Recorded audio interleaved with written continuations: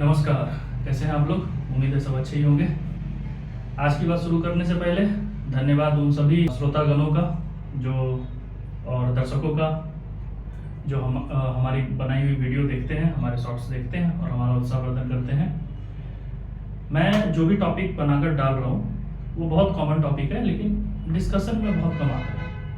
आप लोगों को अगर ऐसा लगता है कुछ और भी टॉपिक हैं जिस पर मुझे वीडियो बनानी चाहिए, कमेंट में ज़रूर बताएं। चलते हैं अब आज के टॉपिक की तरफ। लास्ट टॉपिक जो हमारा था वो था हमारा सेक्शन 87A, रिबेट का सेक्शन था हमारा 87A। इसमें हमने ये देखा था जो कैसे एग्जेम्पशन लिमिट के बाद की इनकम भी हमारी टैक्स फ्री रहती है एक सर्टेन लिमिट तक। अब आज की बात मार्जिनल रिलीफ की है जो सेक्शन 87A के आगे का एक कदम है। आज हम उसके बारे में बात करेंगे। इसको हम एक दो एग्जांपल से समझेंगे। सबसे पहली बात, हमारा अगर इस बार का जो हम एग्जांपल ले रहे हैं वो हम ले रहे हैं करंट फाइनेंशियल ईयर 24-25 और उसी का करंट असेसमेंट ईयर 25-26। ठीक है, अब इसको हम एक एग्जांपल से समझेंगे। पहले न्यू स्लैब में समझते हैं, न्यू रिजीम का जो स्लैब है, उसके बाद सेकंड रिजीम के ओल्ड रिजीम के स्लैब में समझेंगे। मान लीजिए थोड़ी देर के लिए आप एक सैलरीड पर्सन है, ठीक है, और आपकी इनकम, ठीक है, 7,85,000 रुपए है। कितनी है हमारी इनकम? 7,85,000 रुपए। और स्पेस थोड़ा छोटा है तो मुझे इसको रब करना पड़ेगा बीच बीच में। मैं दोहराता रहूंगा, पीछे मैंने क्या लिखा है। 7,85,000 रुपए किसी की इनकम है। अब हम एक कैलकुलेशन करके देखते हैं, ठीक है। इनकम हमारी 7,85,000, ठीक है। अब इस पे हम टैक्स कैलकुलेट करेंगे। New regime assessment year 25-26। इस पे जो हमारा स्लैब चलेगा न्यू में वो ये वाला चलेगा, ठीक है। अब 0 to 3 लाख हमारा टैक्स कितना होगा? 0, ठीक है। 3 से 7 में लिख रहा हूं, वैसे ये 3,01,000 रुपए से 7 लाख रुपए तक का स्लैब है, जिसपे हमारा टैक्स का कितना परसेंट है? 5%। अगर मैं ऐसे देखूं तो 7 - 3, 4 लाख पे 5% हमारा कितना होता है? वो होता है 20,000 रुपए, ठीक है। अब 7 से 10 के बीच में जो हमारा स्लैब है वो है 10% का, ठीक है। लेकिन आगे बढ़ने से पहले यहाँ पे एक चीज छूट गई है, वो मैं मेंशन कर देता हूं। यहाँ पे आपका एक आएगा less standard deduction. New slab में हमारा स्टैंडर्ड डिडक्शन कितना है? न्यू रिजीम में 75,000 रुपए। तो हमारा इनकम कितना हो गया? 7,10,000। अगर आप इसको देखेंगे तो जो हमारी स्लैब में ये लिमिट है वो 7 लाख रुपए की है, और 7 लाख से ऊपर आपने कितना कमाया? सिर्फ 10,000 रुपए, ठीक है। अब इस 7,10,000 के लिए हमारी टैक्स लायबिलिटी कितनी बन रही है उसको वो कैलकुलेट करके देखते हैं। 0 से 3 लाख हमारा टैक्स 0, 3 से 7 लाख यानी 4 लाख का 5% हमारा कितना हो गया? 20,000, ठीक है। और 7 लाख से ऊपर यानी 10,000 रुपए, 10,000 पे 10%, तो एवं 7 लाख 10,000 का 10%, 1,000। टोटल जो हमारा टैक्स बन रहा है वो कितना बन रहा है? 21,000 रुपए। मार्जिनल रिलीफ यहीं पे वर्क करता है।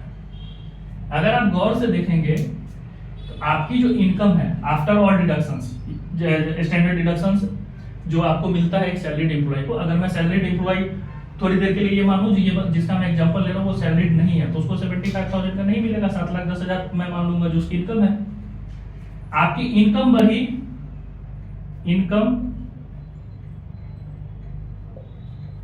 increases by 10,000 only, but tax liability increases by 21,000।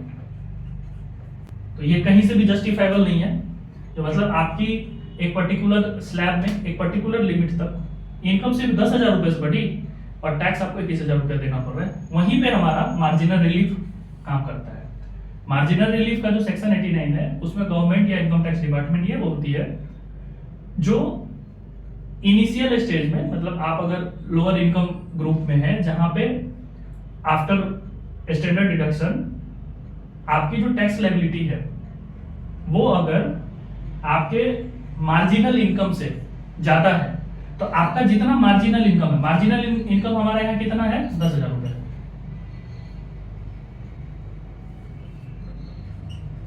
Marginal income कितना है हमारा 10,000 रुपए। मतलब आपकी अगर टैक्स लायबिलिटी आपके मार्जिनल इनकम से ज्यादा है तो आपकी जो मार्जिनल इनकम है आप सिर्फ उतना ही टैक्स पे करेंगे। तो इस केस में हमारा मार्जिनल इनकम है 10,000 रुपए, लेकिन हमारी टैक्स लायबिलिटी बन रही है 21,000। तो इनकम टैक्स डिपार्टमेंट क्या करता है, जब आप आईटीआर फाइल करोगे वो वहां पे आपको 21,000 रुपए टैक्स कैलकुलेट करके दिखाएगा, ठीक है। फिर उसके नीचे वो आपको दिखाएगा, जैसे 87A का अगर हम कैलकुलेशन करते हैं तो वो ऊपर हमें रिबेट दिखाता है, टैक्स कैलकुलेट करने के बाद रिबेट 87A का इतना। वैसे ही यहाँ पे मिल जाता है लेस मार्जिनल रिलीफ 11,000। आपकी जो टैक्स लायबिलिटी है वो होगी 10,000 प्लस इसके ऊपर से आपका शेष जो 4% है वो ऐड होगा। जो भी 4% यहाँ पे 400 रुपए, तो टोटल आपकी टैक्स लायबिलिटी हो जाएगी 10,400 रुपए। तो हमारा जो मार्जिनल रिलीफ का सेक्शन है वो ऐसे काम करता है। अभी पीछे जब 12 लाख रुपए फाइनेंशियल ईयर 25-26 में वो हुआ था तो उसमें भी लोगों ने बहुत हल्ला मचाया, जो मतलब 12 लाख एक हो जाएगा तो हमें पूरे पे टैक्स लायबिलिटी पे करनी पड़ेगी। ऐसा कुछ भी नहीं है। इन शॉर्ट आप ऐसे समझिए, up to a level marginal relief work करता है। Marginal relief up to a level का कहने का मतलब ये है, अगर आपकी टैक्स लायबिलिटी आपकी बढ़ी हुई इनकम, इसको कैसे बोले, बढ़ी हुई इनकम जो आपकी है और आपकी बढ़ी हुई इनकम स्लैब के बाहर और आपकी टैक्स लायबिलिटी में जो भी आपका लोअर है वो आपको एज ए टैक्स पे करना है। अगर आपकी टैक्स लायबिलिटी ज्यादा है, आपकी बढ़ी हुई इनकम कम है, तो आपकी जो बढ़ी हुई इनकम है वही आपकी टैक्स लायबिलिटी होगी।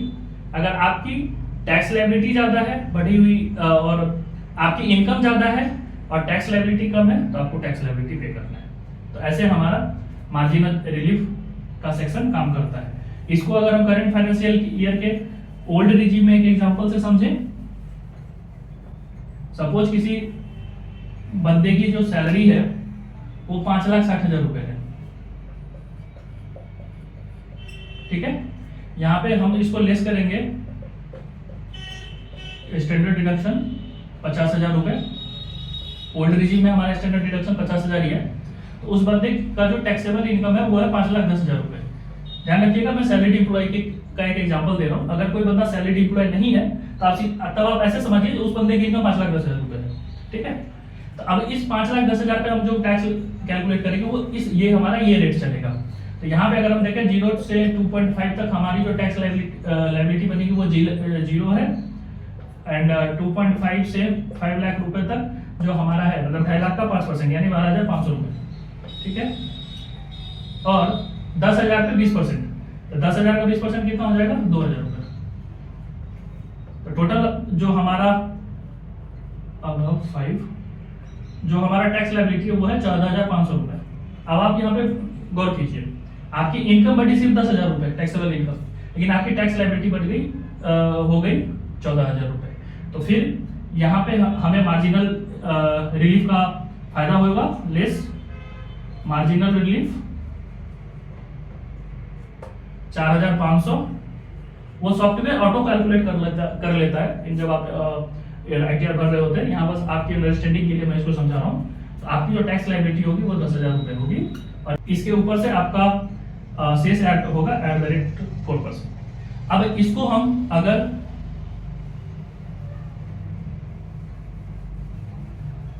करेंट फाइनेंशियल ईयर के 12 लाख के पैरेलल्स में समझे, ठीक है। कोई सैलरीड एम्प्लॉय है, मान लेते हैं उसकी इनकम 13 लाख रुपए है, ठीक है, 13 लाख रुपए उसकी इनकम है। तो न्यू टैक्स स्लैब हमारा फाइनेंशियल FY 25-26 का कैसे चलेगा?